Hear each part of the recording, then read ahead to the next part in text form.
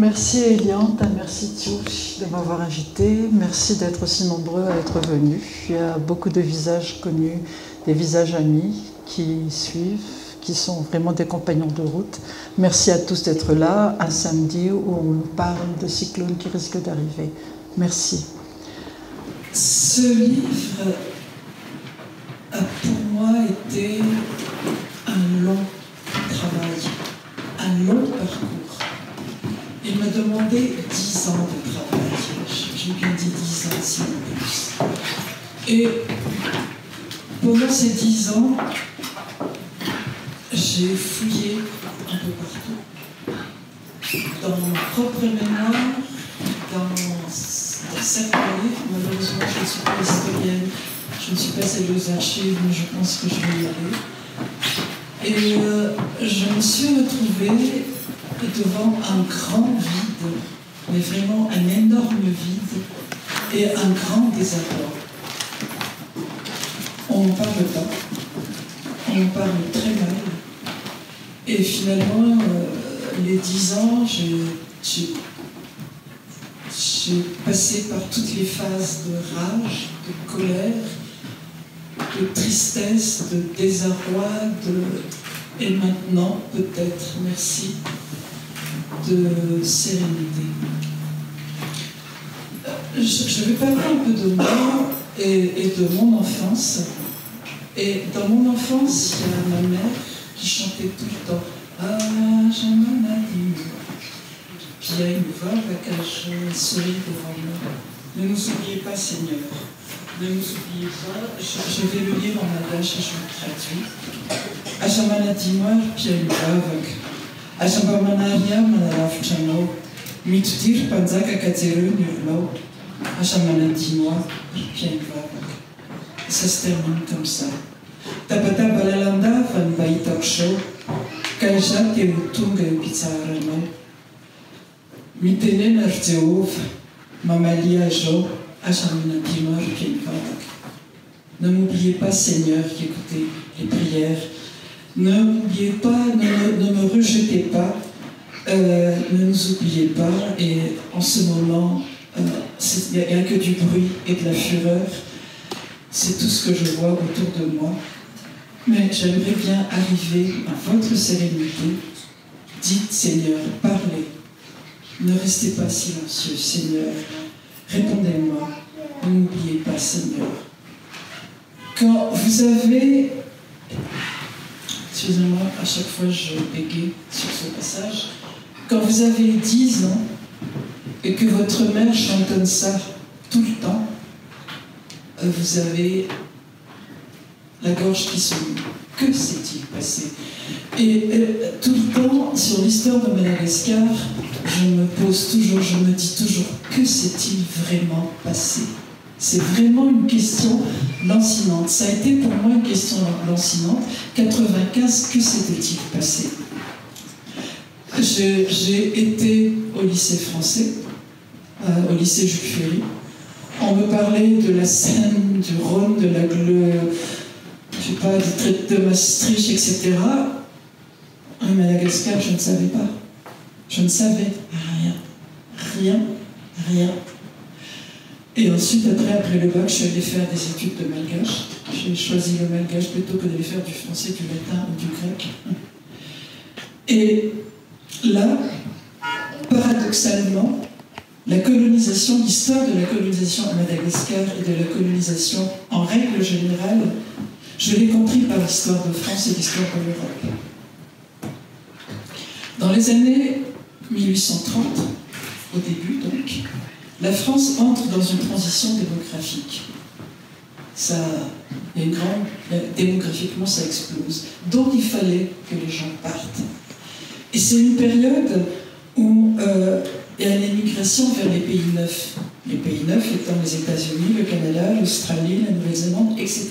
Les gens sont partis. Et ils ne sont pas partis comme ça. Il y a à peu près, d'après les chiffres que j'ai trouvés, il y a eu à peu près 40 millions d'Européens qui sont partis dans cette période-là. Il y a aussi une chose, c'est le développement économique de l'Europe. C'est la première puissance économique mondiale. l'Europe, à cette époque-là, jusque dans les années 80. Il y a des marchés qui saturent, il y a des usines européennes qui cherchent des nouveaux débouchés, des matières premières pour leurs produits. C'est une explosion, il fallait canaliser. D'où les départs. Et ces départs ont été accompagnés. Dans mon livre, je lirai le passage tout à l'heure, j'évoque le paysage français, européen de cette époque-là. Les usines, la grisaille, la pauvreté ouvrière, etc., etc. Il y a eu tout ça. Et donc il fallait partir.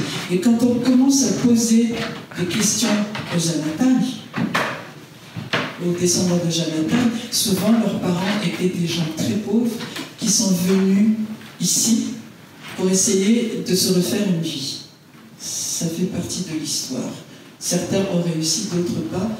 Certains sont devenus des Malgaches, je dis maintenant des Malgaches, ils sont là depuis 4 générations, ils sont Malgaches, même si ce n'est pas de sang, mais au moins du sol et de l'histoire.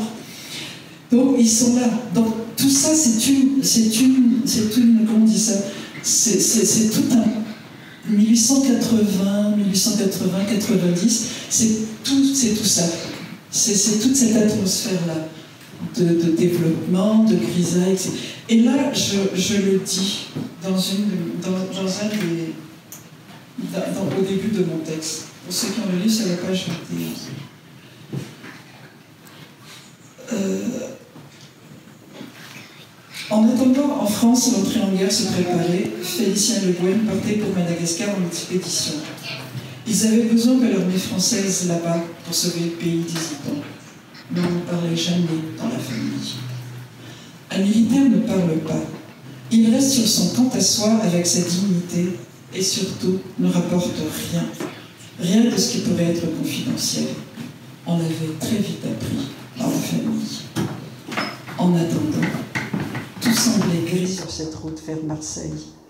Félicien devait s'y rendre afin de prendre le bateau pour l'Algérie et de rejoindre son régiment en partance pour l'île Rouge. Il avait obtenu quelques jours de permission pour passer les fêtes avec les siens, et il partait avec l'unique bénédiction de sa mère. Adieu, la maison de maître près du port de Pornic, les nappes damassées blanches, les verres en cristal de Bohême, les femmes bien habillées, les cousines aux bras ronds et blancs et au décolleté pas trop profond. Les 7 années en Algérie lui avaient-elles fait oublier ce cocon qui voilait tout?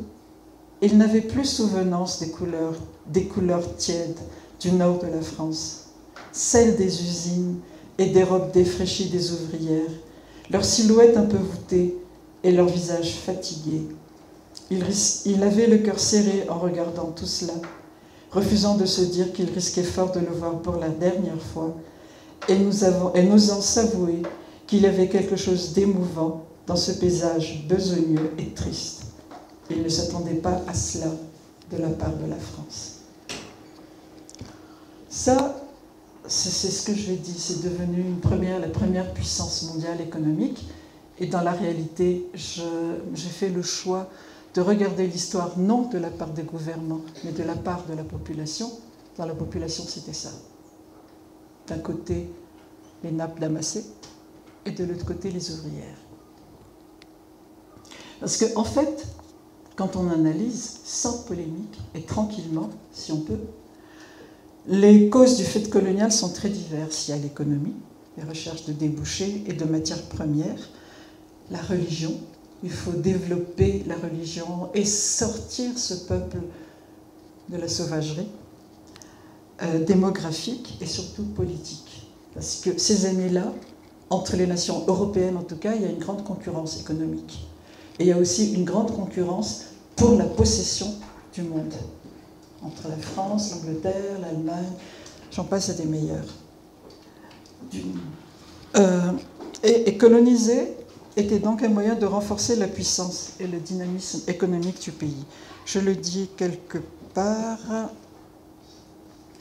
Là, c'est le départ de Le Guen pour Madagascar. La cérémonie de départ fut impressionnante et les discours d'adieu émouvants. La foule s'était massée sur la place devant la caserne. Il y eut des applaudissements quand le clairon sonna le départ.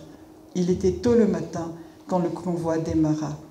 Ils avaient une 50aine de kilomètres à parcourir à cheval pour arriver au port d'Alger. Le gros de la troupe avait été discrètement évacué par train l'avant-veille et la veille. Seuls les officiers, les sous-officiers et le régiment de cavalerie participèrent à la parade. Et quelle parade! Les chevaux caracolaient, dûment harnachés et l'œil luisant. Les hommes étaient superbes dans leur uniforme bleu et sous leur casque, sabre au côté. Il était magnifique, ce spectacle de preux chevaliers partant au combat pour la grandeur de la France. Les Malgaches n'avaient qu'à bien se tenir. Mais à Alger, au début, l'atmosphère fut un peu étrange. Une foule arabe était massée tout le long des rues, silencieuse, sans applaudir, etc., etc., etc. Vous voyez, j'ai essayé de cerner l'ambiguïté de la situation. On en discutera. Et c'est aussi cette époque-là, c'est l'époque de Gobineau. Les sciences nouvelles, le racisme scientifique, etc. Gobineau, Lévi-Brul, tous ces gens-là. Et il fallait donc transmettre la lumière de la civilisation pour les peuples restés dans les ténèbres. Et ça fait comprendre pourquoi des tas de gens se sont engouffrés dans cette mythologie. Parce que c'est une vraie mythologie, quand on y réfléchit. Il fallait apporter les progrès scientifiques, culturels, médicaux, économiques, etc. dans les pays. Ce n'était pas faux. Quand on regarde l'histoire de Madagascar, les années 1870-80, et j'en parle parce que c'est aussi un peu une histoire personnelle de ma propre famille, les années 1880, le LMS, la London Mission Society, a formé des médecins, a formé des évangélistes, a formé des instituteurs, des enseignants. Mon propre arrière-grand-père a été un des premiers lettrés à l'occidental, mais il était déjà descendant d'une famille de lettrés anciens, traditionnels. Il a fait partie des Efapullah, les 40 sélectionnés, qui étaient au Rouv. Et ce dont je vais parler ensuite, c'est que ça a été, il a dû, quand je remets les dates, je remets toutes les dates, il s'appelait Ramanja Nzoshon, c'est le chant que j'ai chanté tout à l'heure, on le chante encore dans les églises, dans les temples. Il a été condisciple de Reinhard Mapanji. Et donc, en fait, quand on voit l'histoire, il y a eu une élite, j'aime pas ce terme-là, il y a eu des gens qui ont été des lettrés dans les deux langues, en français et en malgache, parce qu'ils ont traduit la Bible, etc., qui ont été, dont les noms existent, on les connaît encore, Rein Jaffman, Garatang, Reinhard Mapanji, tu les connais tant que moi, mieux que moi. Mais c'était vraiment des gens qui avaient la double culture, mais vraiment une vraie double culture. Et ils ont traduit la Bible, ils ont sorti des livres comme Tinshu, Firakir, etc. Il y a eu tout un travail, et qui a perduré. Et là, je leur rends hommage.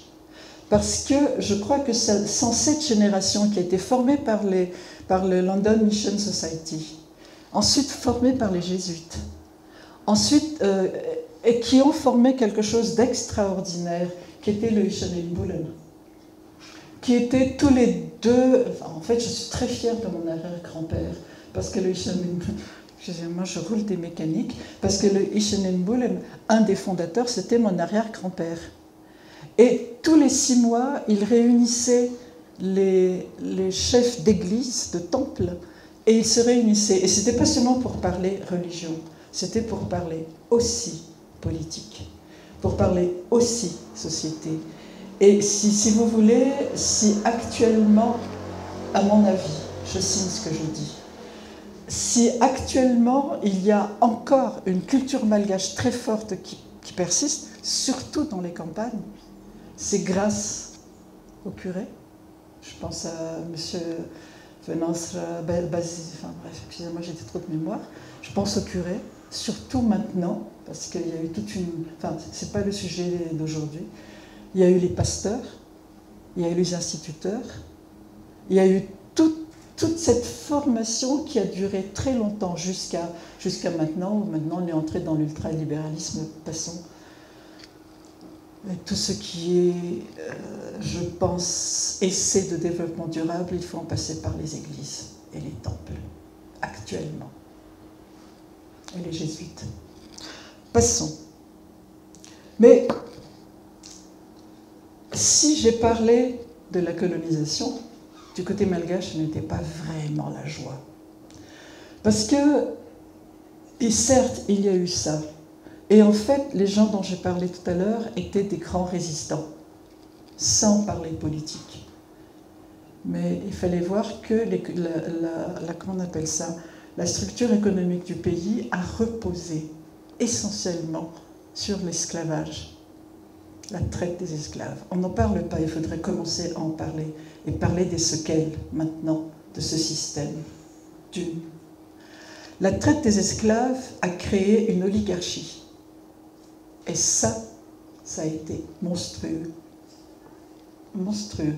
Parce qu'elle a le plafond de verre qui commençait à être haut et redescendu très bas. Le système de caste a été instauré. Et surtout, et là je reviens à un des personnages de l'histoire malgache, et j'en esquisse un très léger portrait, je ne suis pas rentrée là-dedans parce que c'est compliqué. C'est le premier ministre Lalayalvoni, le Bismarck malgache. Ce fut un très grand Premier ministre. Il a résisté aux impérialismes divers et variés, mais il a fait 2 erreurs. Il a eu une grande difficulté. Madagascar était trop grand, l'est encore. Il n'y avait pas de route, il n'y en a plus maintenant. Je ne parle pas de politique. Donc, comment gérer ça? Comment le gérer? D'une. Ensuite, deuxièmement, et là, je me réfère au livre de Eshowil Mandjouch, qui est un très grand historien, qui dit ceci. Le pays malgache, au XIXe siècle, Madagascar au XIXe siècle, était à unifier. Il y avait plusieurs royaumes. Et dans son livre « Construire la nation Madagascar », il dit ceci. Dans le sud-est de l'île, la construction de la nation emprunte d'autres voies et offre de manière variée de gérer son pouvoir et d'élargir son territoire. Des islamisés et d'autres groupes de migrants se mêlent aux anciens occupants et diffusent l'organisation politique royale. Les Jaflamni ont joué un rôle crucial dans l'expansion du modèle monarchique décrit par Philippe Beaujard. Ainsi, le système Tanal constitue une sorte de synthèse entre les modèles malais, le titre d'Anjenoun, et celui de Panzaka Manona Valcherang, roi qui contrôle 8 ports, désigne le grand roi et javanais qui valorise le lien entre royauté et lien évènement. Dans l'Ikung, les Panzak, pour les Jaframb, et les Anakanji, pour les autochtones ou les roturiers, se partagent un pouvoir qui se situe socialement dans la sphère de la famille, dans la sphère du village.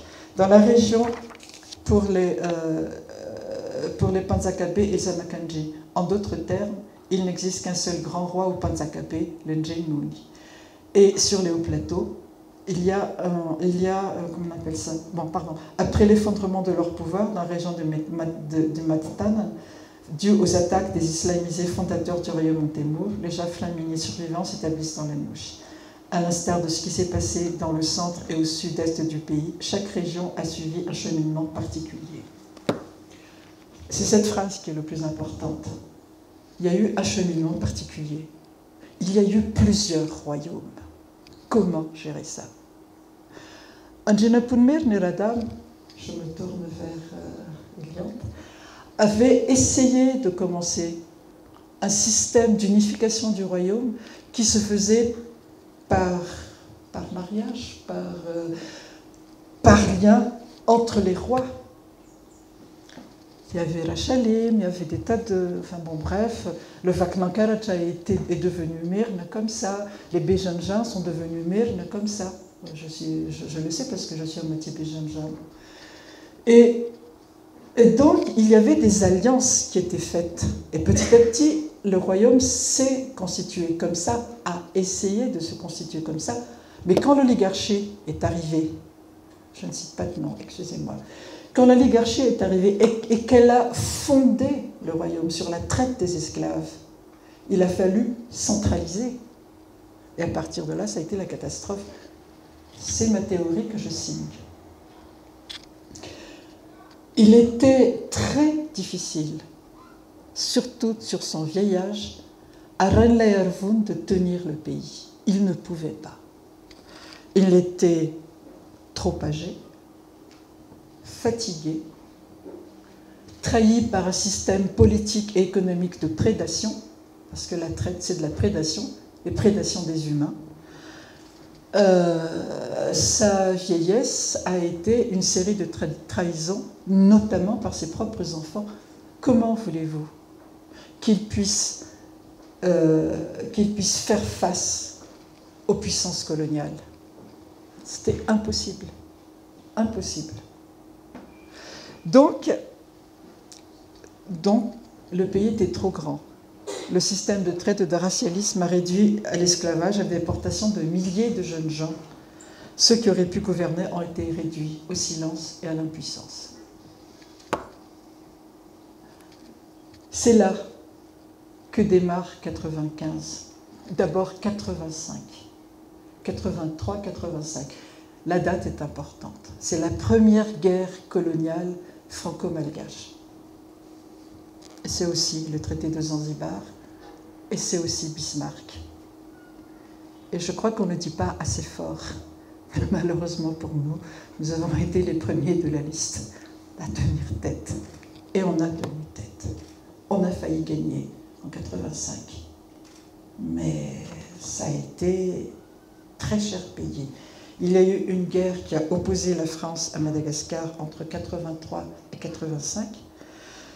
Le traité de paix signé le 17 décembre 85 établit la domination des Français, qui désormais représentera Madagascar dans ses relations extérieures. Surtout, l'État malgache est contraint de souscrire auprès d'une banque française un emprunt de 10 millions de francs or, ce qui achèvera de ruiner le pays. Ce protectorat, qui ne dit pas son nom, est accepté en 1890 en échange de la liberté qu'il obtient de s'emparer de Zanzibar. Le partage de territoire a été fait. En France, le ministère de la Marine est confié à François de Mailly, un Réunionnais. Il adresse au royaume Myrne un ultimatum qui demande la satisfaction des demandes françaises et un protectorat sur l'île. Cet ultimatum ayant été rejeté, l'amiral Pierre fait occuper Majunga le 16 mai et Tamatave le 10 juin. Ses forces étant simultanément engagées au Tonkin, la France ne peut pas aller plus loin, etc., etc. Et il y a eu un exéquatur. Et dans ce livre, qui est superbement nommé, excusez-moi, je suis ironique, nos droits sur Madagascar, nos griefs contre les Houves. J'ai lu ce superbe passage.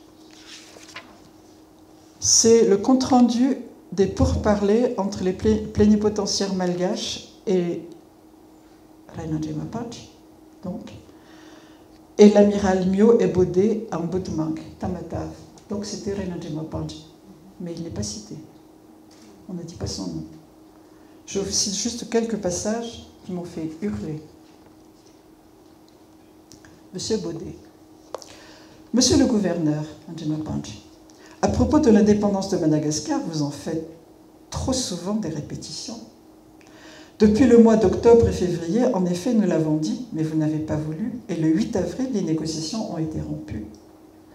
Nous vous avons résumé alors les conversations que nous avons eues, mais que vous n'avez pas acceptées, et comme on n'était pas arrivé à une entente, nous revenons sur tout, et à présent, nous maintenons les droits que nous avons à Madagascar, et on ne doit plus faire mention de l'indépendance de Madagascar.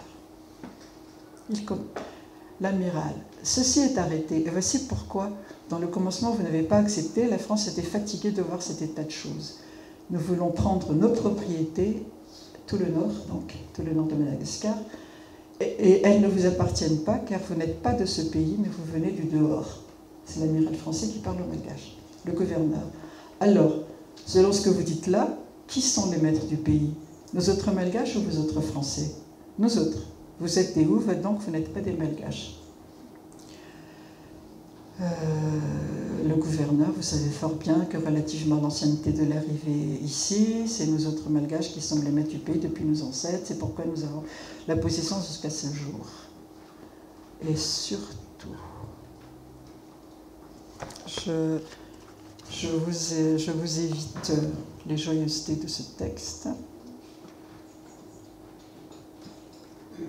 Pour la reine, c'est par courtoisie qu'on lui donne ce nom, et c'est par habitude que nous l'appelons reine de Madagascar, de même que le titre d'impératrice des Indes.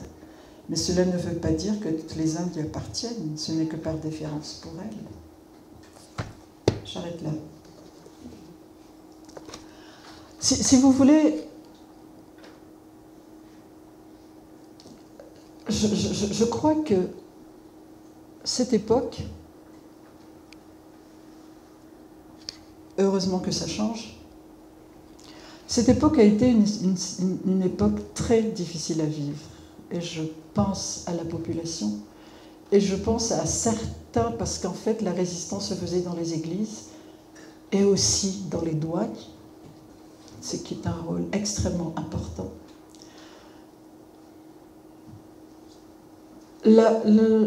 C'était un pays qui a essayé de faire ce qu'il a pu pour sauver les meubles face à de grandes puissances. La question que je me pose maintenant, c'est quels sont les séquelles et comment y résister. J'ai choisi de vivre à la campagne, au milieu de paysans. Et ce que je peux dire maintenant, c'est que la résilience, elle est chez les paysans, actuellement.